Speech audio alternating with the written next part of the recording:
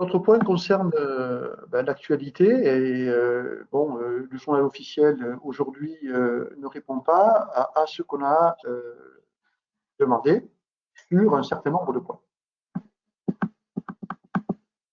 Pour les dispositifs médicaux,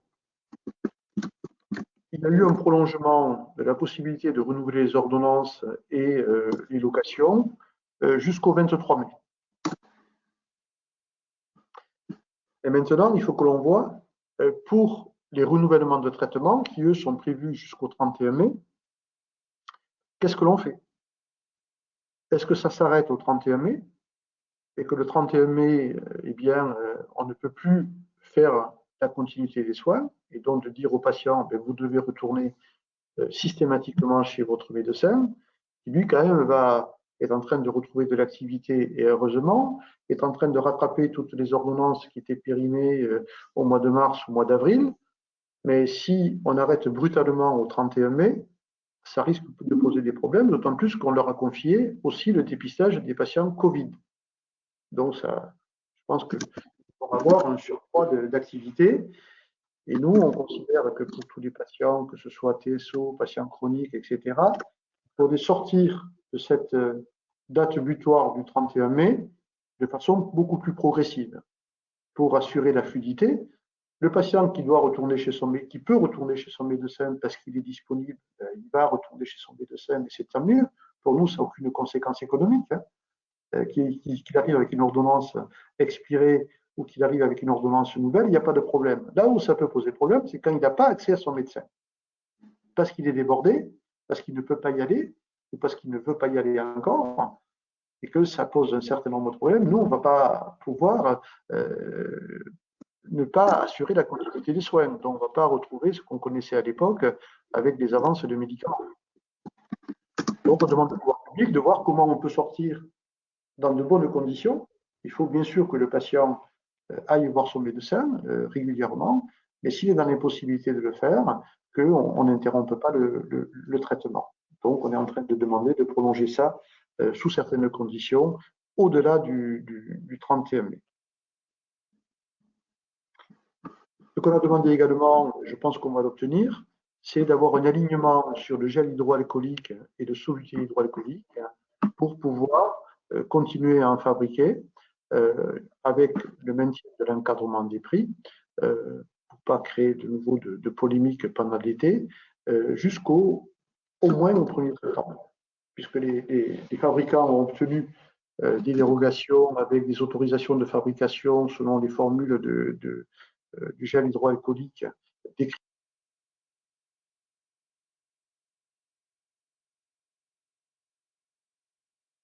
par arrêté pour pouvoir le fabriquer jusqu'au 1er septembre, et bien que nous, on puisse faire la même chose avec le SHA au moins jusqu'au 1er septembre, parce que quand on sort du confinement, on a plus besoin de gel hydroalcoolique. Et on sait que ça va être beaucoup plus important. Donc, il ne faut surtout pas tarir la possibilité pour les pharmaciens bien de le compenser avec le soluté hydroalcoolique, d'autant plus que tous les commerçants qui ouvrent en utilisent beaucoup et en consomment beaucoup. Donc, il va y avoir des difficultés d'approvisionnement pour les patients pour le gel.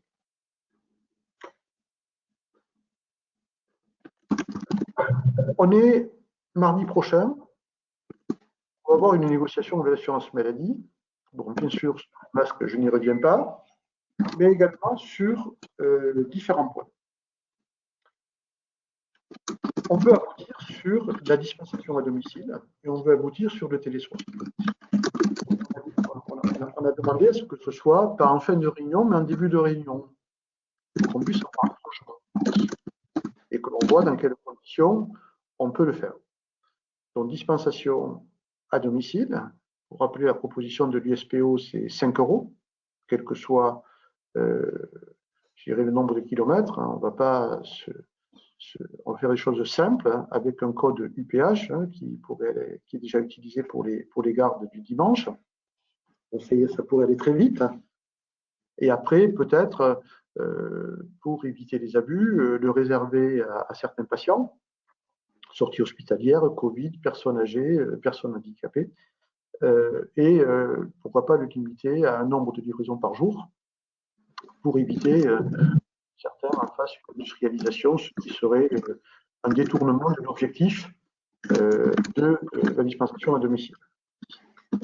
Et des soins indispensables, parce que si on veut continuer à faire des bilans de médication, à faire de la chimiothérapie orale, suivi patient à domicile, AVK, AOD, etc., eh bien, il n'y a pas de raison que les pharmaciens ne soient pas inclus dans le télésoin, comme l'ont été d'autres professionnels de santé, comme les infirmiers, comme les kinés, comme les médecins.